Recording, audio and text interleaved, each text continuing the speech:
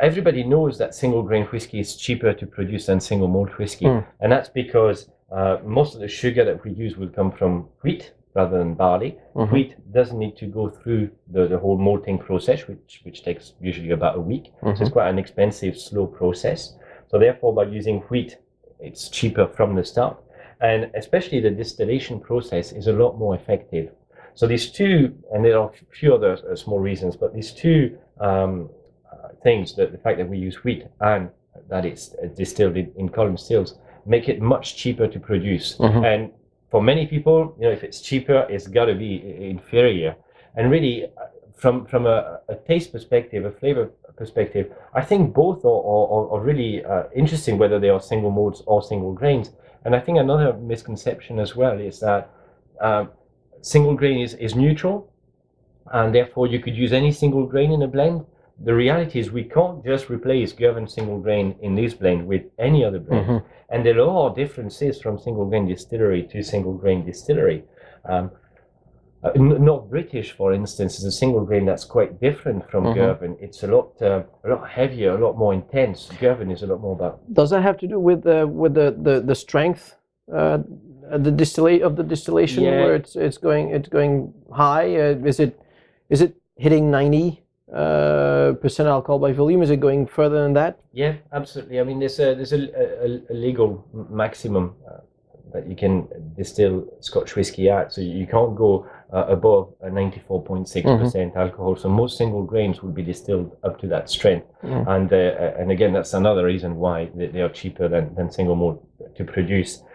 I think that certainly, I can't speak on behalf of the other single grain distillers, but certainly as far as Girvan is concerned, the vacuum distillation part and the fact that those cereals, just flow through the columns, do contribute to the final character of the spirit.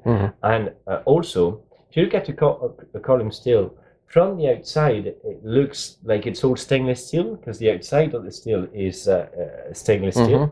But of course, you can't distill whiskey in stainless steel. Well, you could, but it wouldn't be that fantastic. So at the top of all the columns that we have, at the top of the two stills that we have in particular, so we have 3 column stills in Girvan, but 2 in particular have about 2 tons of copper in the top part of the stills. I see. And the vapors go through the copper, and the copper removes the sulfur compounds in particular, making our spirit particularly crisp and fruity and floral and elegant.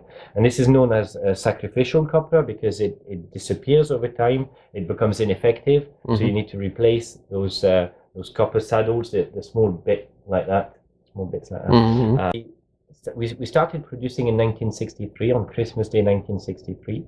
And the spirit was not put into cask until the beginning of 1964. And we did do a release of that very first spirit that was distilled in Girvan. So you can still buy it out there. There were only 1,200 bottles, but you can still find it on different sites. You might have. As a matter of fact, I think we have a bottle. So different single grain distilleries have released their spirit as a single grain. The reality is there's less demand for it. Again, I personally believe that it's because there's just not that much understanding around the world of single grain. Probably.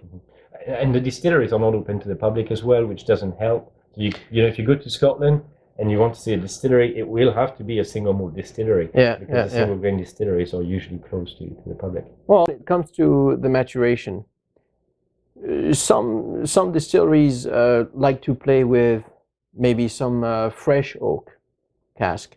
Some like to use, ex-American whiskey barrel, but right away redo them with a different char and scrape the inside and retoast or rechar. Are you using first fill? Are you using second fill? Are you playing with different kind of oak? Basically, I'm asking for secrets. Well, all of the above, and they're not really secrets because you see them in our range. Grant's sherry cask was the first blended whiskey to be finished in sherry casks. For most of our blends, we'll use a variety of first fill, second fill, third fill. So we do use a variety like that. We do rejuvenate our casks as well, and the treatment that we apply to the casks, the decharring and the recharring that you were talking about, the temperatures involved, and so on. That actually is ongoing research, and at the moment, we think that we're doing what's right, but we keep monitoring how it matures. And it's not just us. I mean, most distilleries are in the same position. But we actually also all fund the Scotch Whisky Research Institute near Edinburgh that does research on behalf of 95% of Scotch whisky distillers to try and help us understand, what is the best treatment that you should apply to oak to get the right flavors. And in terms of finishes, as well as sherry cask, of course, we matured in 2001. We had the idea of maturing our blend in ex-beer casks. And that was a bit of a challenge because you can't find, even in Scotland, that many beers that are matured in oak casks.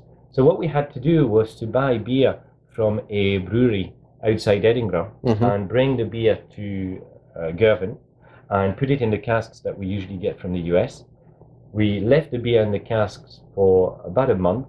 We emptied the cask and then we put our blend in these casks. And you had to drink the whole beer thing. Yeah, there's an interesting story behind the beer.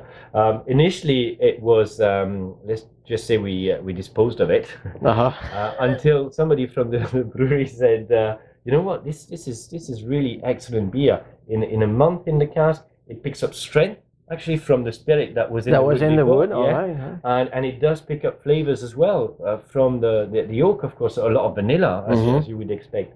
And this beer that we used back in 2001 has actually been bottled, and it's available here in the US. It's called Innis and Gunn. All right, now we know the secret behind Innis and Gunn. Yes. Very good. So when we did that in 2001, and so we still do it today, we still finish our blend in these beer casks. This was the first Scotch whisky, let alone blended or single malt whisky, to be finished in ale casks. And to this day, it's still the only Scotch whisky finished in ale casks. And if you get the chance to taste it, it's really, really excellent. I shall. Well, we've got ice here. Yes. Are we using it or not? We can. I mean, the question whether water, ice should be added or anything else is just so personal. I mean, I know certain master blenders, certain distillers, have strong views on whether or not either water or ice should be added. Personally, because at the end of the day, it's personal choice. I believe that it's down to personal choice. So, who am I to tell someone this is how you will like our whiskey? Personally, I like the Family Reserve or ale cask on ice as a pre-dinner drink, or sometimes with fresh water. But if I drink whiskey as an after-dinner drink, I would go for something older, more syrupy, maybe Grant's 18 or 25, and I would drink that neat. So, if you've never tried Grant's on ice before, I really recommend it. Very good. So then you see, if Ludo does it, you can do it. Yes, but you're right. Many. If you go to, I'm sure it's not the case here, but when you go to many bars, when people ask for ice, they get told, "Why would you want to do that?"